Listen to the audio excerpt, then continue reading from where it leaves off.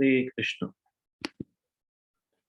आप सभी लोगों का भगवत गीता ज्ञान प्रबोधनी सत्र में स्वागत है।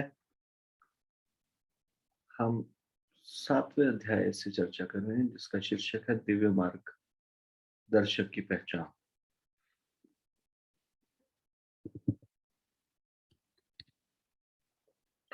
तो इससे पहले कि हम ये चर्चा शुरू करें, कृपया आप सब लोग मेरे साथ ये प्रार्थना बोलें। ओम अज्ञानतिमिरान्धस्य ज्ञानाञ्जनशलाकया चक्षुरुन्मिलितं येन तस्मै श्रीगुरुवे नमः। श्रीचैतन्यमनोभीष्टं स्थापितं येन भूतले स्वयं रूपः कदा मह्यं ददाति स्वपदान्तिकम्। वन्देऽहं श्रीगुरुः श्रीयुतपदकमलं श्रीगुरुन् वैष्णवांश्च श्रीरूपं सागरजातं सहगण रघुनाथान्वितं तं सजीवं साद्वैतं सावधूतं परिजनसहितं कृष्णचैतन्यदेवं श्रीराधाकृष्णपादान् सहगण ललिता श्रीविशाखान्वितांश्च। हे कृष्ण करुणा सिंधु दीनबंधु जगतपते गोपेश गोपिकाकांत राधाकांत नमोस्तुते। तप्त कांचन गौरांगी राधे वृंदावनेश्वरी विश्वानुसुते देवी प्रणमामि हरिप्रिये। वाञ्छाकल्पतरुभ्यश्च कृपा सिन्धुभ्यैव च पतितानां पावनेभ्यो वैष्णवेभ्यो नमो नमः। जय श्री कृष्ण चैतन्य प्रभु नित्यानंद श्री अद्वैत गदाधर श्रीवासादि गौर भक्तवृंद। हरे कृष्ण कृष्ण कृष्ण हरे हरे, हरे राम राम राम हरे हरे।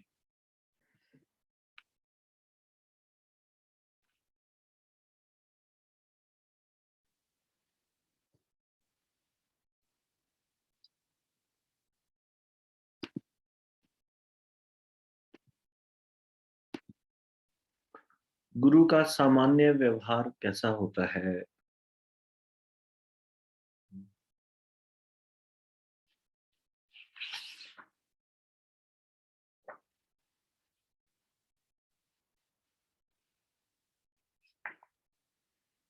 संत पुरुषों में पाए जाने वाले सभी गुण गुण गुरु में होने आवश्यक है। श्रीमद् भागवतम तीसरे स्कंद के 25वें अध्याय के 21वें श्लोक में संत के लक्षण बताए गए हैं। संत पुरुष सहनशील, दयालु, सभी जीवों के प्रति सहिष्णु होते हैं। उनका कोई शत्रु नहीं होता और वे हमेशा शांत रहते हैं। वे वैदिक शास्त्रों को सम्मान देते हैं और उनके सभी गुण दिव्य होते हैं।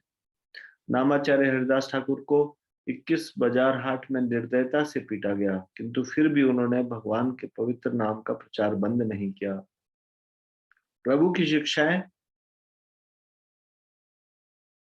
यीशु ने सारे विश्व को दी और उसका मूल्य उन्हें सूली पर चढ़कर चुकाना पड़ा। हिरण्यकशिपु ने अपने पुत्र प्रहलाद पर बहुत से अत्याचार किए, किंतु प्रहलाद का भगवान पर दृढ़ विश्वास बना रहा।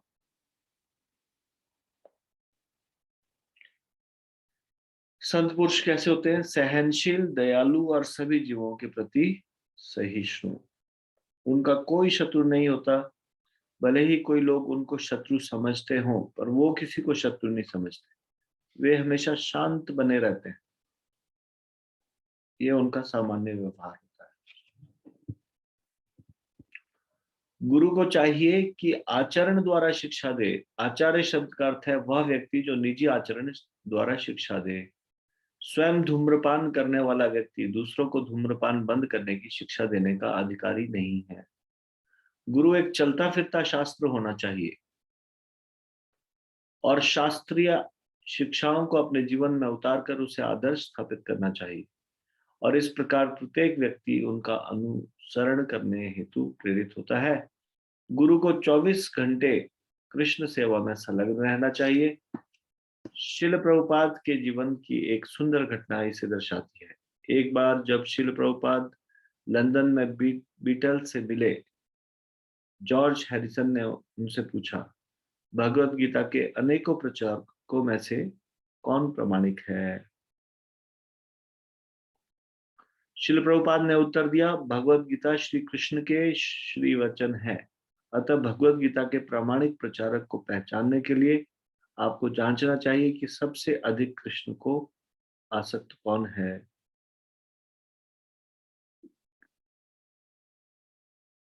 कृष्ण के प्रति आसक्त कौन है? गुरु साधु शास्त्र के द्वारा जांचे और तोले। तो किसी भी चीज को जांचा और तोला जा सकता है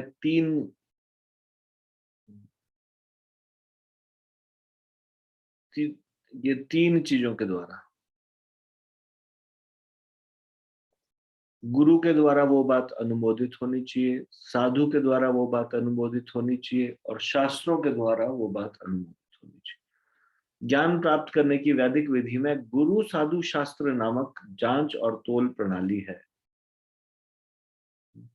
गुरु की शिक्षाएं साधुओं परंपरा में पूर्ववर्ती तथा वर्तमान गुरु की शिक्षाओं के अनुरूप होनी चाहिए।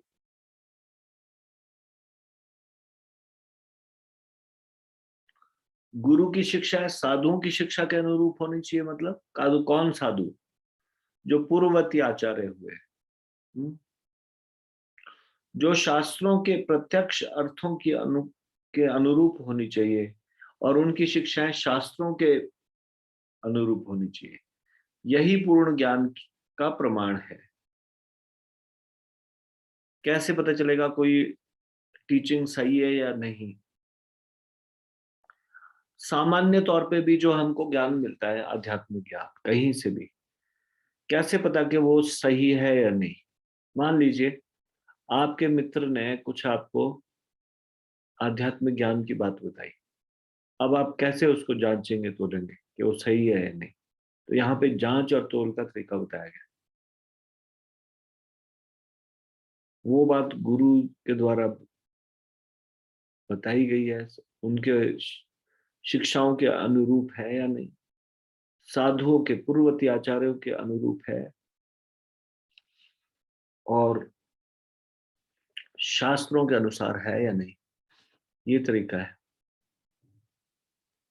गुरु साधु शास्त्र, जांच और तोल का तरीका। हम सामान्य जीवन में देखते हैं, यदि हम बीमार हो जाएं तो कोई हमारा कितना भी शुभ चिंतक मित्र क्यों ना हो, और मान लीजिए आपके शुभ चिंतक मित्र आपके पास आए और फिर उसके बाद आपको देखकर बोले मेरे ख्याल से तुमको ये दवाई लेनी चाहिए, और दूसरा व्यक्ति बोले मेरे हिसाब से तुम ये कार्य कर लो,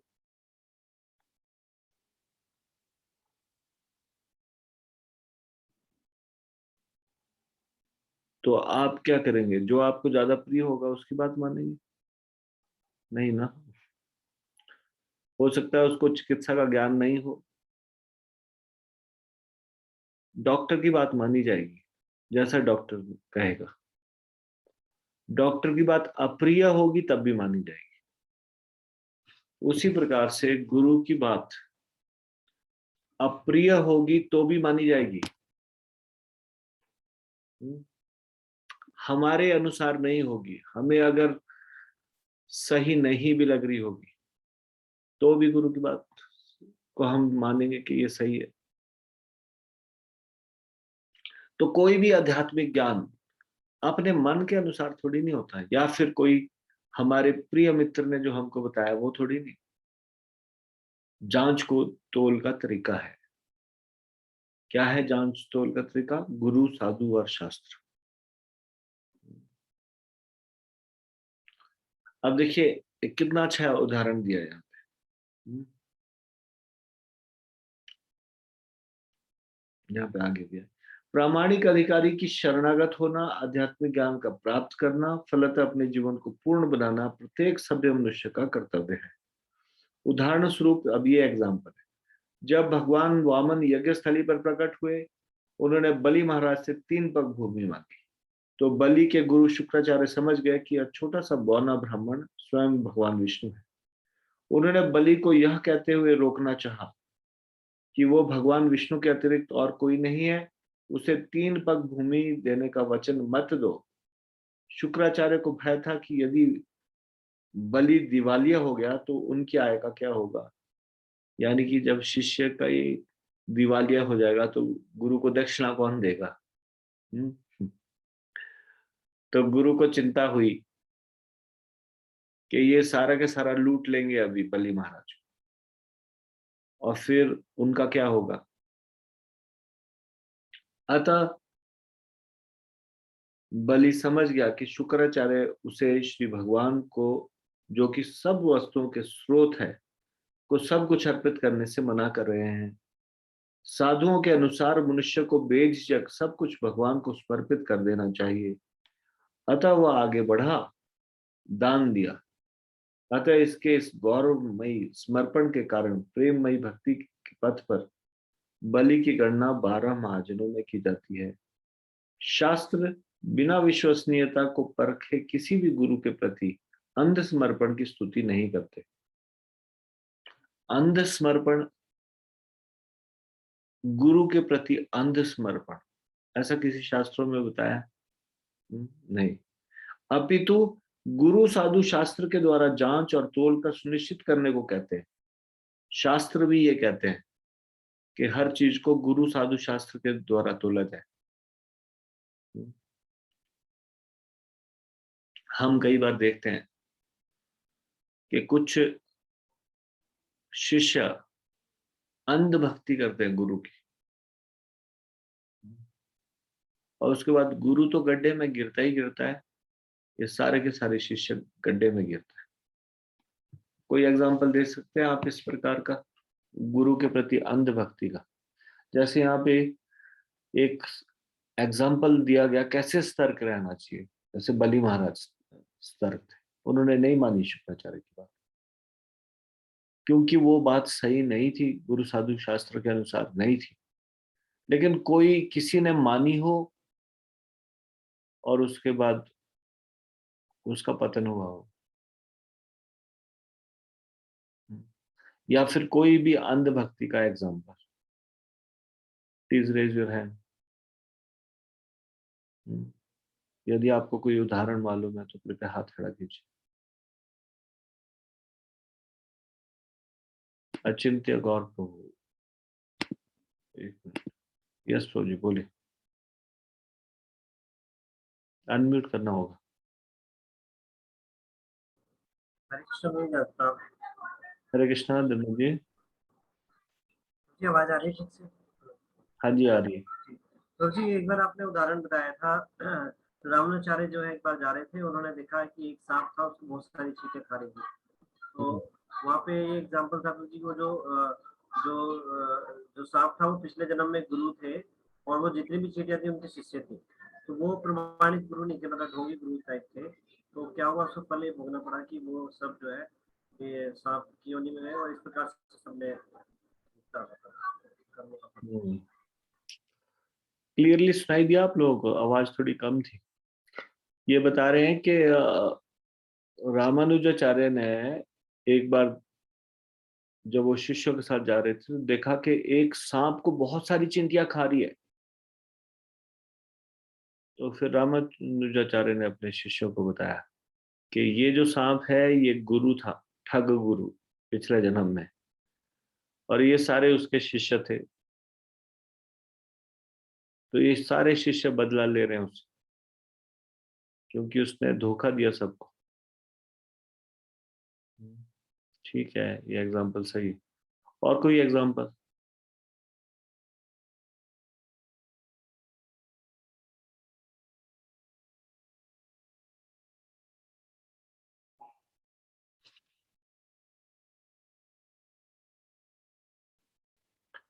ऐसे अनेक एग्जाम्पल इस संसार में भरे पड़े, जो किसी शास्त्रों के अनुसार नहीं, मनमाने ढंग से बोलते हैं।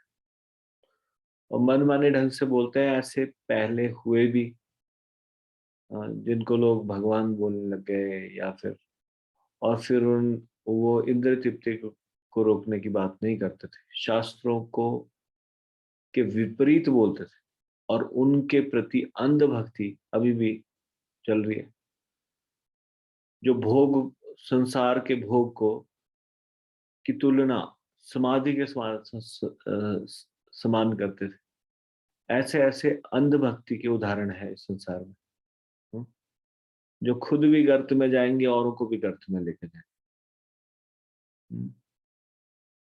ठीक है। तो क्या तरीका है? गुरु, साधु और शास्त्र, इसके द्वारा तुलना चाहिए। तो ये अध्याय हमारा समाप्त होता है अभी। अब हम प्रश्नावली की तरफ आते हैं।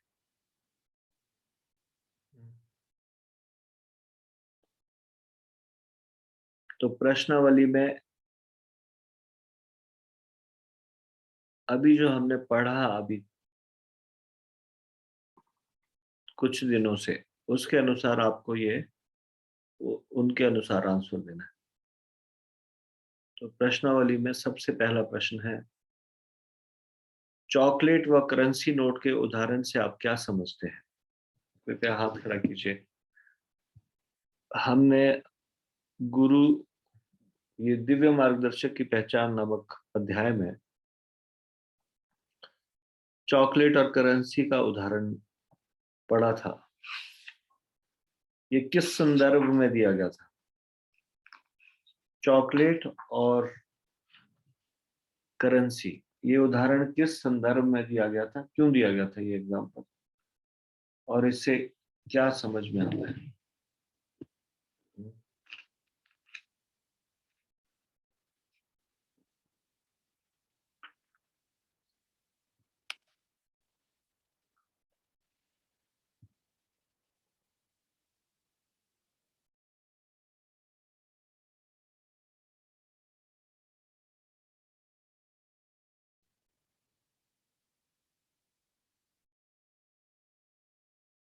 मुस्कान माता जी बताइए।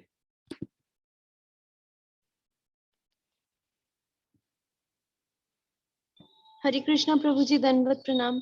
दंडवत प्रणाम, बताइए।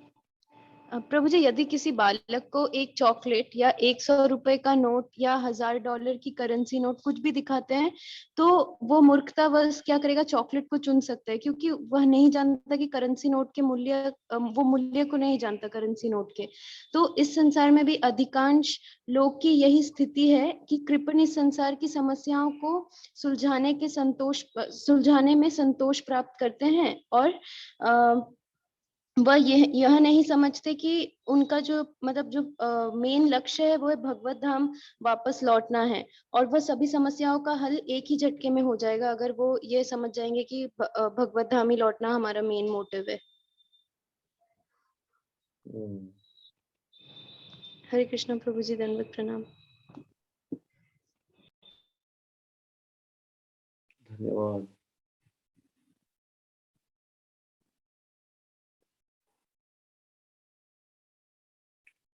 ये शुरुआत में हमने पढ़ा था अंधी आसक्ति का परिणाम और दुख।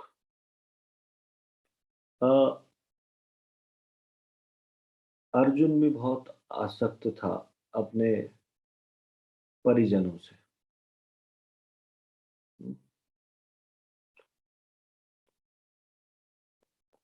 और इस शोक से अपने आप को मुक्त कराने की याचना करता है भगवान से कि मैं इनके ऊपर तीर नहीं चला सकता। लेकिन यदि वो भगवान के कहे अनुसार कार्य करेंगे, भगवत भावना को अगर कोई विकसित करता है, भगवान के आदेशों का पालन करके भगवत धाम वापस लौटता है, तो सारी समस्याओं का हल हो जाएगा। नहीं तो अलग अलग जन्मों में समस्या आती रहेगी। तो छोटी समस्याओं की तरफ आकर्षित होता है एक मूढ़ व्यक्ति, संसारिक व्यक्ति। वो छोटी समस्याओं का समाधान ढूंढता है। लेकिन एक बुद्धिमान व्यक्ति समझता है कि भगवान की भक्ति करके सारी समस्याओं से एक साथ छुटकारा पाया जा सकता है। जैसे कि छोटा बालक ये नहीं जानता कि एक 100 रुपए के नोट में बहुत सारी चॉकलेट छिपी हुई है, इसलिए वो एक चॉकलेट को स्वीकार चुनता है। उसी तरह इस संसार के मूढ़ व्यक्ति एक समस्या के समाधान को चुनते हैं। बुद्धिमान व्यक्ति छोटी छोटी समस्याओं के समाधान पर ध्यान नहीं देते। वो भगवान की भक्ति करके भगवत धाम लौट जाते हैं और सारी समस्याओं से मुक्त हो जाते हैं। ठीक है, धन्यवाद।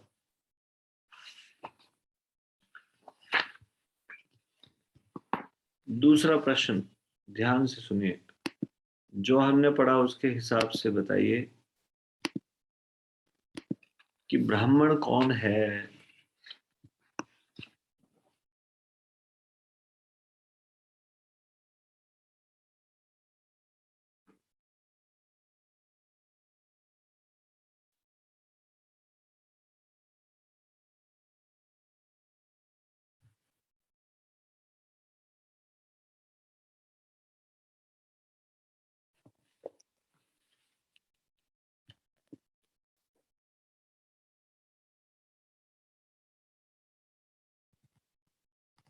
ब्राह्मण कौन है?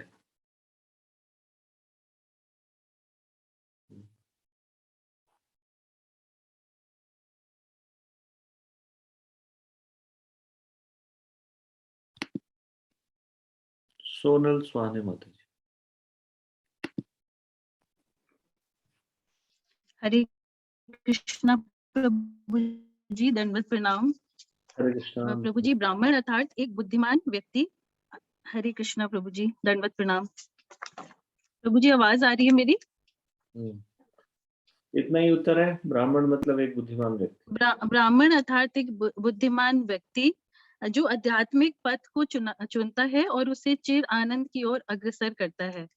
एक ब्राह्मण परम दिव्य लक्ष्य को मन में रखता है। जिस प्रकार एक करेंसी नोट में सैकड़ों चॉकलेट छुपी हैं, उसी प्रकार एक ब्राह्मण जानता है कि यदि कोई व्यक्ति भागवत भावना को विकसित करता है और भगवत धाम वापस लौटता है, तो अन्य सभी समस्याओं का हल एक ही झटके में हो जाता है। हरे कृष्णा प्रभु जी, दंडवत प्रणाम। धन्यवाद। माता जी ने जो कुछ बोला उसमें कोई ऐड करना चाहता है? कुछ कोई?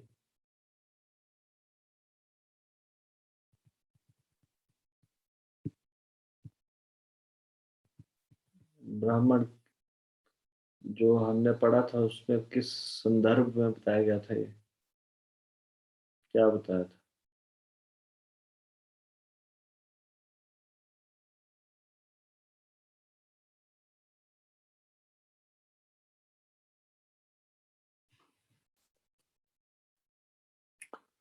इस संदर्भ में बताया गया था कि दो प्रकार के व्यक्ति होते हैं, एक कृपण, एक ब्राह्मण।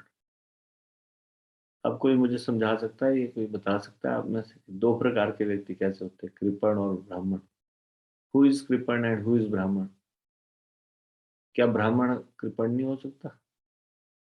नहीं, कभी ऐसा नहीं सुन सकते हम, once upon a time there was a miser brahmin, एक कंजूस ब्राह्मण था, ऐसी कभी स्टोरी नहीं होती? ऐसा हो नहीं सकता? हो सकता है। तो यहाँ किस रेफरेंस में बोला गया है कि कृपण होता है एक और एक ब्राह्मण होता है? यानी कि ऐसा लगता है सुन के जैसे कृपण और ब्राह्मण ऑपोजिट शब्द हो। जैसे जो ब्राह्मण होगा वो कृपण नहीं हो सकता और जो कृपण होगा वो ब्राह्मण नहीं हो सकता। या फिर कृपण और ब्राह्मण किस सेंस में बोला गया है कि दो प्रकार के व्यक्ति हैं, एक कृपण एक ब्राह्मण? किस सेंस में बोला गया है?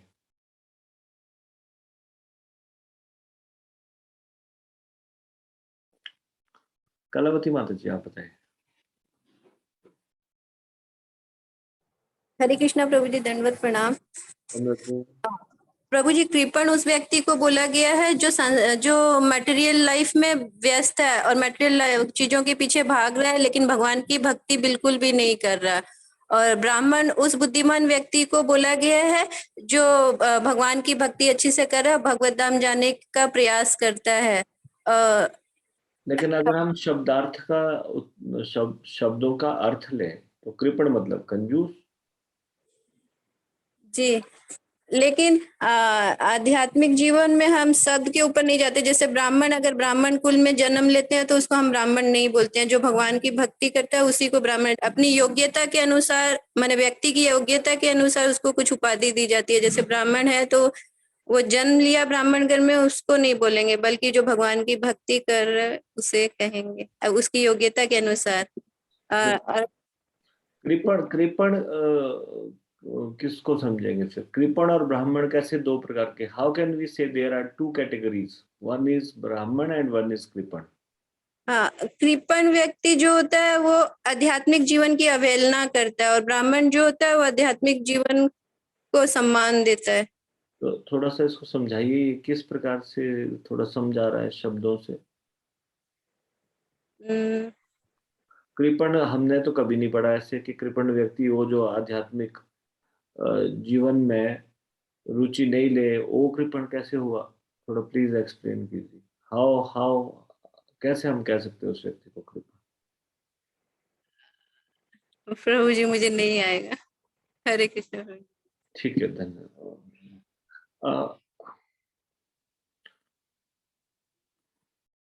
सोनल सुहानी माता जी, यस माता जी, आप ट्राई करें। हरे कृष्णा प्रभु जी, दंडवत प्रणाम। हम्म। प्रभु जी, कृपण अर्थात एक कंजूस व्यक्ति जो देहात्म बुद्धि से आसक्त होकर आध्यात्मिक जीवन की अवहेलना करता है। वह ये सोचता है कि सिर्फ खाने पीने मौज मस्ती के लिए ही है ये जीवन। बंधु बांधवों से घिरा हुआ, नोटों की जेबों में मस्त रहता है, अपनी तारीफें सुन के मस्त रहता है। पर वो ये नहीं समझ पाता कि काल धीरे धीरे सब कुछ निकलता जा रहा है और मृत्यु सब कुछ छीन लेगी एक दिन। तो वो क्षण भंगुर सुख के मार्ग को चुनता है और आध्यात्मिक पथ अगर का चुनाव नहीं। अगर वो मौज मस्ती में वाला जीवन जीता है, इसका मतलब धन खर्च करता है, कंजूस कहाँ से हुआ? इसका मतलब धन मौज मस्ती ऐसी थोड़ी नहीं होगी, वो धन खर्चा होगा ना उससे, फिर कृपण कंजूस कैसे हुआ? कृपण मतलब वो ईश्वर की तरफ नहीं बढ़ना चाहता, वो ये जो संसारिक क्षण भंगुर सुख है उसी में लगा हुआ है। हाँ, पर कैसे कंजूस कैसे बोलेंगे? कृपण कैसे होगा? मुस्कान माता जी, हरे कृष्णा प्रभु जी। आपने हाथ खड़ा किया या बाई चांस गलती से? हरे कृष्णा प्रभु जी, दंडवत प्रणाम। धन्यवाद जी। प्रभु जी, मतलब जो आपके क्वेश्चन के अकॉर्डिंग मुझे ऐसा लग रहा है, कृपण इस सेंस में, कंजूस इस सेंस में कि भगवान की भक्ति में कंजूसी कर रहा है वो, इसीलिए हम यहाँ पे उसको कृपण हाँ, कह सकते हैं। Very good, well done. ये माता जी, मुस्कान माता जी ने थोड़ा सही डायरेक्शन में उत्तर दिया। हरे कृष्णा प्रभु जी, धन्यवाद। कृपण इस सेंस में बोला गया उसको कि इतना बड़ा ऑपुलेंस मिली, मनुष्य का शरीर मिला और भगवान की भक्ति करने के लिए मिला। भगवान की भक्ति की जा सकती है और मिला ही इसीलिए मनुष्य का शरीर के भगवान की भक्ति करे। इस ऑपुलेंस को मिलते हुए भी ये शरीर मिल गया, उसके बावजूद भी कंजूसी कर रहा है भगवान की भक्ति करने में। बल्कि भक्ति करते ही इस मनुष्य के शरीर से बाकी शरीरों से भक्ति की नहीं जा सकती, इसलिए वो कृपण हुआ, कंजूस हुआ। कृपण का मतलब होता है कंजूस। तो भगवान की भक्ति में कंजूसी कर रहा है, इसलिए उसको कृपण बोला गया। तो जब ऐसा बोला गया, there are two categories of people, एक कृपण है, एक ब्राह्मण है। ब्राह्मण उदार हुआ, मतलब एक तरह से। अगर कृपण का ऑपोजिट सेंस लिया जाए अगर, तो मतलब कि जो खर्चीला है, जो मतलब कि उदार व्यक्ति है, धन खर्चने में कंजूसी नहीं करता। कंजूस का उल्टा उदार, यानी कि वो भगवान की इंद्रियां, भगवान के शरीर को भगवान की सेवा में लगाने में कंजूसी नहीं करता। इस सेंस में बोला गया कि there are two categories of people, कृपण और ब्राह्मण।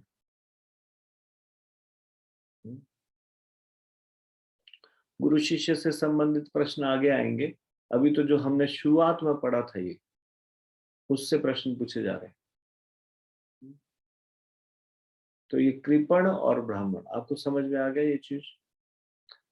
कृपण और ब्राह्मण क्यों बोला गया, इस सेंस में बताया गया। ठीक है, अन्य कुछ प्रश्न है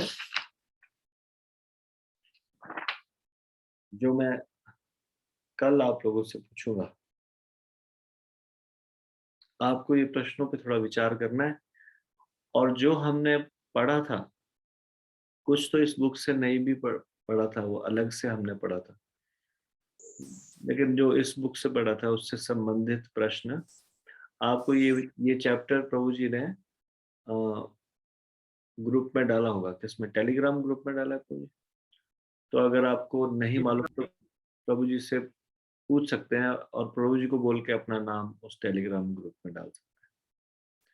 अगर आप लोगों का नाम टेलीग्राम ग्रुप में नहीं है तो Achintya Gaur Prabhu, can you share your phone number, you can add them in Telegram. जी प्रभु, हरे कृष्ण। तो वो वहां पे डाला गया है ये पहले से, ये वाला चैप्टर। इस चैप्टर के को पढ़ के वहां पे प्रश्नावली भी होगी। उस प्रश्नावली को, और उस चैप्टर, ज्यादा लंबा चैप्टर नहीं, कितना 4-5 पेजेस का है।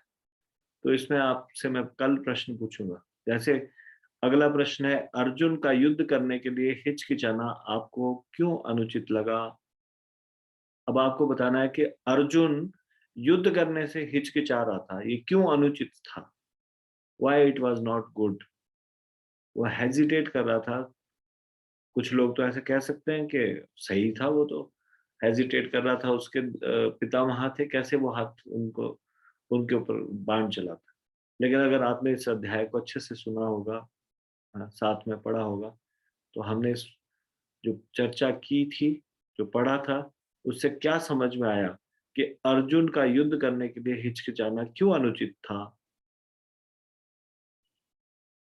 यह दर्शाने के लिए 2 उदाहरण दीजिए कि एक शिक्षक अथवा प्रशिक्षक की सहायता के बिना हम कुछ नहीं सीख सकते। ऐसे ऐसे ये प्रश्न है। क्या आपने ऐसे गुरुओं के विषय में सुना है जो ठगते हैं? अपने अनुयायियों को ठगने के लिए उनके द्वारा अपनाए जाने वाले 2 उदाहरण दीजिए। ये बहुत प्रॉपर अंडरस्टैंडिंग हो जाएगी आपकी। ये जो प्रश्न है, उनके उत्तर आप सब लोग प्रयास कीजिए कि आप दे सकते हैं क्या उसके उत्तर। एक बार इन प्रश्नों को डिस्प्ले करेंगे प्रभु जी?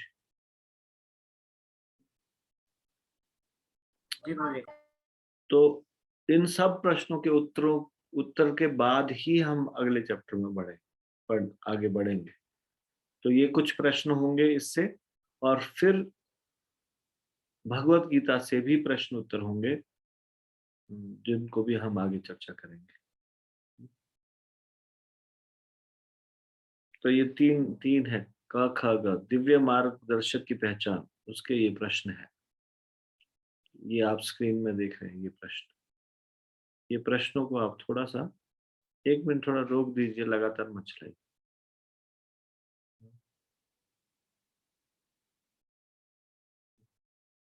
इन प्रश्नों को थोड़ा सा आप एक बार पढ़ लीजिए खुद से, और साथ में जो भी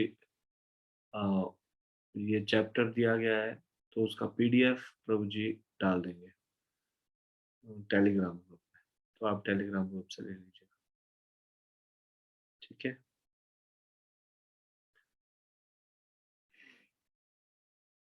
थैंक यू सो मच। इसको हम यहीं पे विराम देते हैं। भगवत गीता ज्ञान प्रबोधिनी की जय। श्रीमद् भगवत गीता की जय। शिल प्रभुपाद की जय। निताई गौर प्रेमानंदे। हरि हरि बोल।